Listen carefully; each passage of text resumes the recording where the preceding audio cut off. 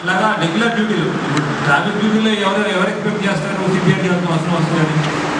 Traffic డ్యూటీలో చేయాల్సి వచ్చింది. తర్వాత ఇట్లా రెగ్యులర్గా మనకు వెరైటీ ఆఫ్ యాక్టివిటీస్లో వస్తుంది. ఇంకోటి లా అండ్ ఆర్డర్ బందోబస్తులో ఉంటాం. ఇండియా వర్సెస్ ఆస్ట్రేలియా మ్యాచ్ అనుకుంటా, బేగంపేటలో ముప్పల్ స్టేడియం మ్యాచ్ టికెట్ల కోసం అందరు లైన్లో నుంచున్నారు. దోపులాట అయింది.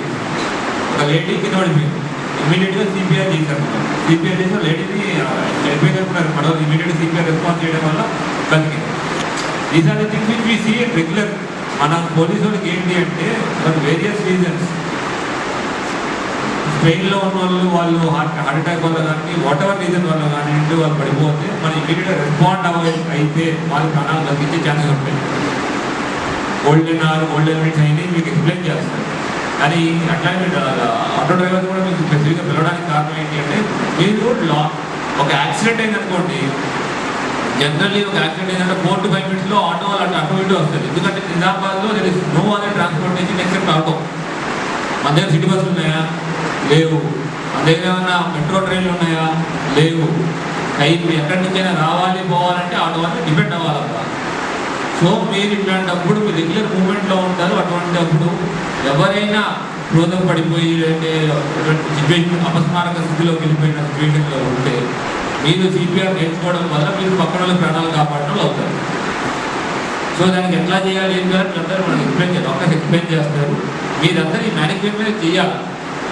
How do you call for help, ముందు క్లియరెన్స్ ఉన్నాడు లేదా, స్లోలో ఉన్నాడు లేదా ఫస్ట్ చెక్ చేసుకోవడం, తర్వాత ఎయిర్వే ప్యాసేజ్ క్లియర్గా ఉండేలా చెక్ చేయడం, తర్వాత కంటిన్యూస్ సిపిఆర్ ఎట్లా ఇవ్వాలి, మౌత్ టు మౌత్ బ్రీతింగ్ ఎట్లా ఇవ్వాలి, సేమ్ టైం అంబులెన్స్ కూడా రెండో కాలేజ్ ఇవన్నీ మనకి ఒక ప్రోటోకాల్లో ఉంటుంది.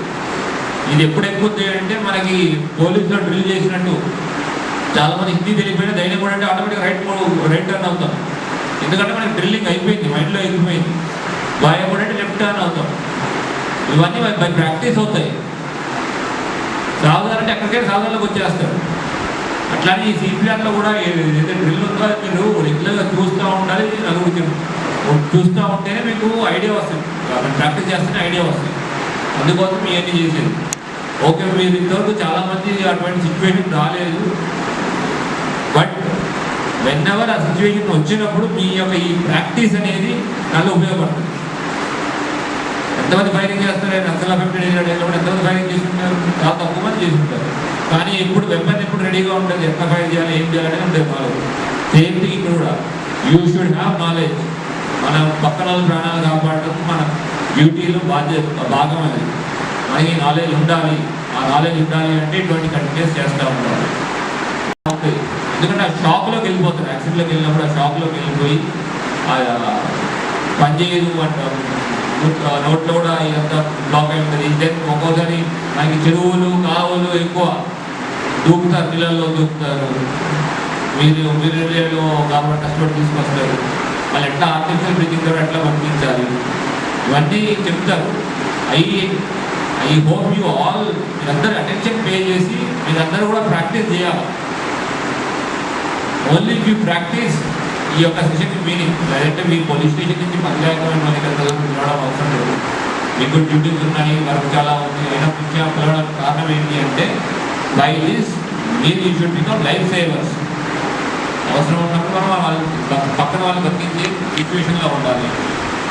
సో మీరందరికీ it is the main reason. Auto driver మీరు కూడా ఇక్కడ తోడుకుంటే మీకు డబ్బులు వస్తాయి. అది వదిలేసిన సంబంధాల కారణం ఏంటంటే ఒక మంచి ప్రాణాన్ని కాపాడడానికి మన వంతు మనం కృషి చేయాలని. So I hope everyone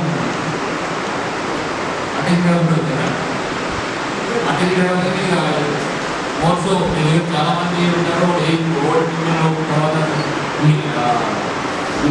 Mahalakshmi scheme అనే స్కీమ్ వీక సెక్టర్ కూడా అందరూ ట్రావెల్ చేస్తారు. అట్లాంటప్పుడు మీరు you should have this knowledge అండి to how do we save them. ఆ బేసిక్ నాలెడ్జ్ మీకు కావాలని కోరుకుంటున్నాను. అంటే అందరూ అనుకుంటుగా ఎంత ఇది అందరి చేత అందరూ వాళ్ళ చేత హ్యాండ్స్ ఆన్ ఏపీఆర్ టైం పైన హ్యాండ్స్ ఆన్ చేయాలి అంటే హ్యాండ్స్ ఆన్ చేయాలి. అదేదో ఊరికి చేసినట్టు చేయడానికి కాదు. మొత్తం ఇంట్రెస్ట్ ఆ సిచ్యువేషన్ని సిమ్యులేట్ చేసుకుని ఆ సిచ్యువేషన్ నిజంగా జరిగితే ఎట్లా